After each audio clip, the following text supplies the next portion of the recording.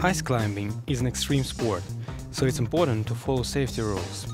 During competitions, athletes must be properly equipped with the following obligatory equipment. Certified helmet, used for protection from ice and ice access. Harness, certified for lead climbing and safety in case of falling. Only a figure 8 knot is allowed for competition climbing for standardization and safety. The free end must have an additional overhead knot as a safety backup. Athletes must use 2 ice axes that conform to the UIAA specifications for competition climbing.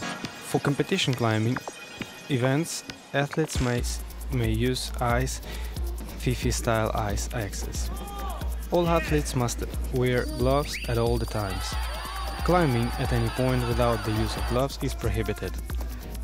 As usual, athletes use gloves for ice climbing or golf.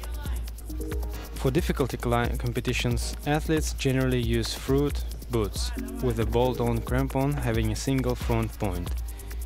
Dimensions of crampons were established by the UIAA. Crampon front point length should be no more than 50 mm. For speed competition, athletes have 2 front points as it adds more stability and minimizes ice fracture. Banner number, competition West number, is drawn randomly. At the same time, the order in which the competitor will compete is also randomly assigned. Athletes without a banner number cannot compete. The banner number should be given to athletes by the organizers of the competition. Banner numbers must be worn on the top of all clothes and be clearly seen. Only one competitor may climb on a given route at a time. Multiple routes may be occurring at the same time and shall not interfere with each other. When a competition route is closed, it is not allowed for competitors to view the route setting, or watch other competitors climbing at any time. All competitors must report to and wait in predetermined and chaperoned isolation zone. Competitors may watch other athletes climb only after their competitor has finished their attempt. Isolation zones shall be equipped in a way suitable to change clothes, warm up and mentally concentrate. A warm-up area will be allocated within the isolation zone. Generally, a full set of holes used on the routes will be made available either on the warm-up area construction or for general preview. In a given route, inspecting accessible holes and viewing hold order from the ground are the only information that competitors may obtain before climbing. It is not allowed to use mobile phones, laptops, cameras and other electronic devices in isolation zone, as information gathering during a competition can be a powerful advantage. Use of any of the above is considered cheating.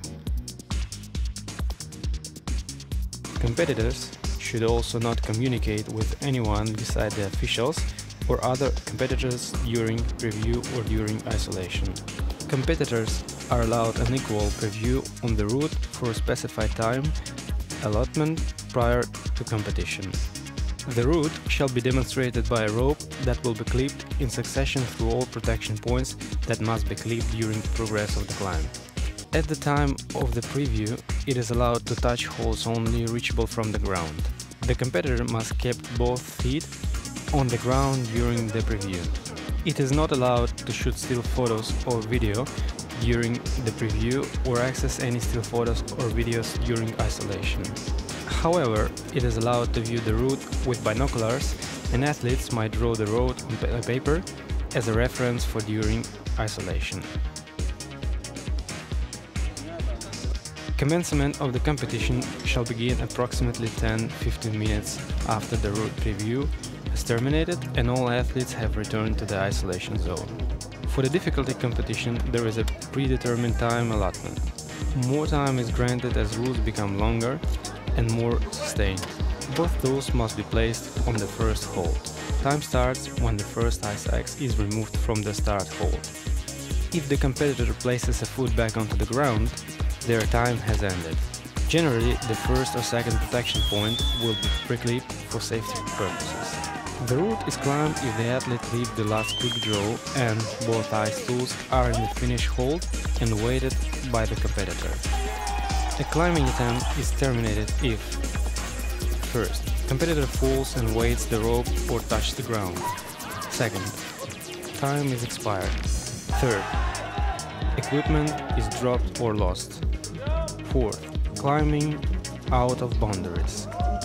5th, using the variation of climbing construction. 6th, using assistance from outside. 7. Using the elements of construction that are prohibited. All protection points must be clipped in order of succession.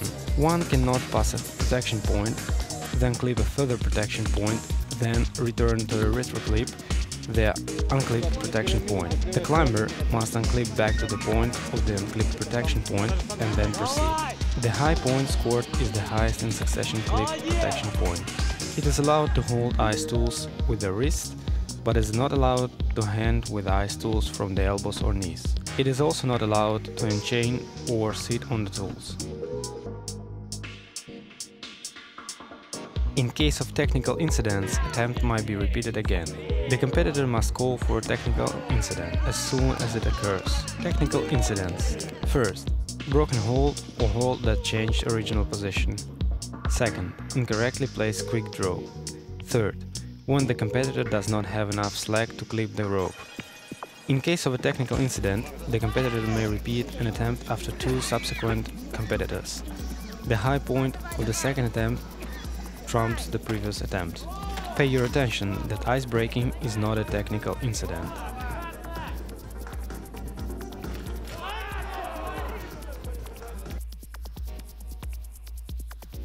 Let's look on scoring. The first priority is number of clip protection points, hole points. Thereafter, the hole that was taken by the competitor is counted, but contributes a lesser amount than the protection point. For example, the 4th protection point was clipped and 12 holes were fully weighted by the climber. The score is 4.12. Holes are counted as climbed if the competitor takes the ice tools out from the previous hole. If the competitor touched the working edge of the next hole, they gain an additional 0.001. So in protocol the score will be 4.121 and no points are awarded for movement and missing the hold. If the competitor weighted the next hold, but the second ice tool is in the previous hold, the competitor gains 0.002. So in the protocol, the score will be 4.122. If there exist multiple top-outs on the same route, the athletes with the least amount of time will have the best place overall.